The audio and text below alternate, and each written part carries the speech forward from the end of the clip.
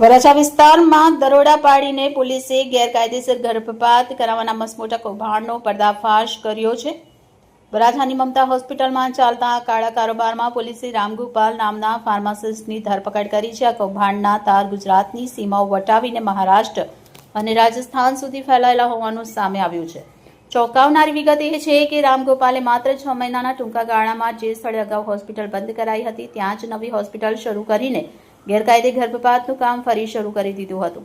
આટલા મોટા પાયે ગેરકાયદે પ્રવૃત્તિ ચાલતી હોવા છતાં સ્થાનિક આરોગ્ય વિભાગ આ બાબતથી સંપૂર્ણપણે અજાણ હોવાથી તંત્રની કામગીરી સામે ગંભીર સવાલ ઉઠી રહ્યા છે। આરોપી રામગોપાલના કારનામા માત્ર સુરત પૂરતા સીમિત નહોતા, તેના કનેક્શન મહારાષ્ટ્ર અને રાજસ્થાનમાં પણ હોવાનું તપાસમાં બહાર આવ્યું છે।